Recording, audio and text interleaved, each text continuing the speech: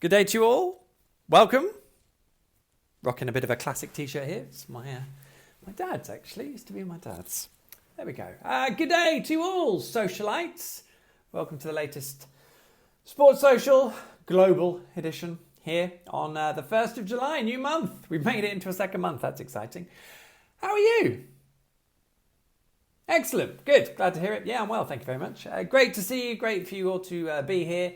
It's going to be a bit rapid fire this because I've actually made a list of sort of rough notes as a kind of prep this time. So a little bit of prep work's gone in, a bit minimal, which is of course helpful. There's quite a few bits to catch up on as well, so I'm going to rattle through it nice and quickly. But I hope you've enjoyed a good weekend of sport, and then obviously Monday. So a little bit of an extended run. Hope it's all going very well. I had a great time of it. So I managed to get in the British Lions at Optus Stadium against Western Force, their first tour match since coming over, because they've got a 3-test series against Australia, which is always a bit of a classic. The Lions coming together is a huge moment whenever it happens, which I think is every 4 years. I don't think it's more often than that, is it? So they're in Australia this time.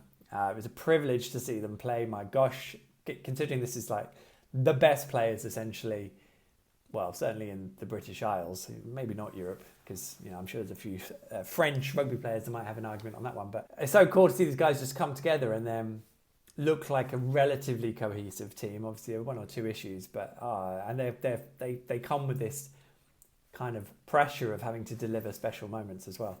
So it was wonderful to see them play. They played some fantastic rugby. I haven't actually seen a lot of live rugby, and I did actually really enjoy the experience. It was pretty cool. So that was great fun. And then I got to see some of the Matildas as well. So that's Australia's women's team, football, soccer, if you like. They were playing Slovenia. So Slovenia had a 2-match. So these guys had played on Thursday, and then they were playing on Sunday at HBF Park here in Perth. Sam Kerr is from Perth, which is very exciting, but she wasn't in the squad and she's not figuring. I think she probably needed a rest. Same case with Mary Fowler, and probably some of the European players were given a bit of time off. Great idea. Should apply that to the men's game, really, shouldn't they? So it wasn't quite a full strength team, but it was really high quality. I really enjoyed it. And I was just thinking, out of all the countries that Australia may have wanted to play, Slovenia kind of got the long straw, I suppose. Do you want to come over and play a couple of games and just sort of spend a bit of time in Western Australia? Yeah, I think so. Yeah, that'd be great. It's not bad for a friendly. Finished 1-1, by the way. We had to leave early. So Australia were winning before we left. So I take full responsibility for that. Sorry, Australia. As for my working weekend, that was all about the Formula 1 and the Austrian Grand Prix.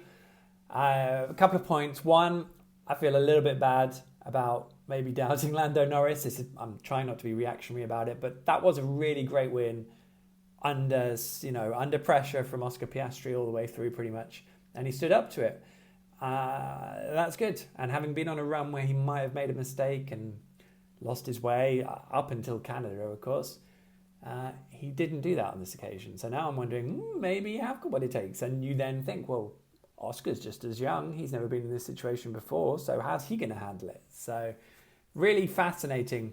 And fair play to McLaren for letting them actually race. And Oscar was pretty close to overstepping the line, and that would have been a disaster. And McLaren are clearly trying to use strategy and things just to keep on top of it. But those bits where they're coming together, they are letting them race. And that hasn't always been the case with Formula 1 teams. So long may that continue, because they've got the British Grand Prix coming up this weekend, which I'm also covering. And we've got all our guys at Silverstone.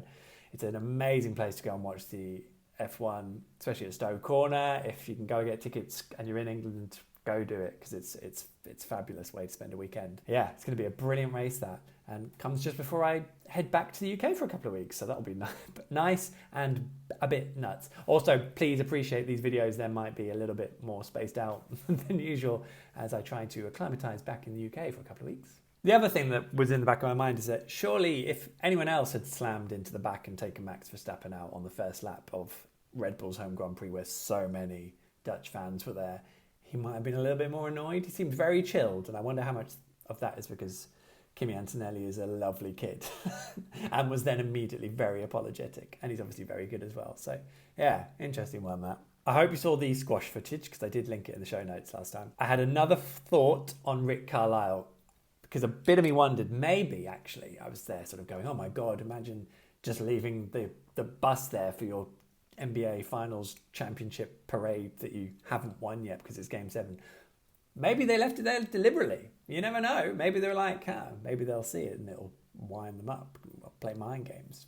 Stranger things have happened, that's all I'm saying. Huge congrats to England under-21s because they have won the European Championships back-to-back, which is phenomenal, really, when you think about 5, 10, 15 years ago. And it felt like the England football development pathway was way behind countries like Germany and whichever.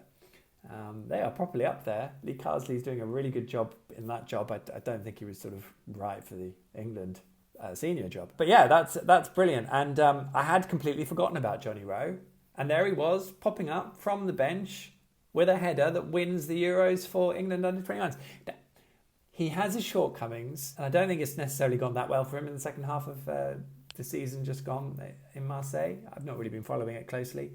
But he is a player who chips in with big moments. It's interesting how some players, they just are attracted to these big moments, and that's when they deliver, maybe more so than just run-of-the-mill stuff. So it was great to see it. Fair play, Johnny Rowe. Hey, if you score the winner in a European final, even at under-21s level, people tend to notice. So it'll be interesting to see where he goes from here off the back of that. Yesterday and again on Thursday, I'm covering Wimbledon. It's so cool. I love Wimbledon. There's something so... I mean, you could say a bit stuffy, and I think I have said that myself as well. But also, this place is remarkable. There's like no sponsorship. They don't need the money, really. So they just stick a little bit of Rolex here and there. But there's no selling out. It's self-sufficient. I mean, there's an elitist principle probably behind that as well.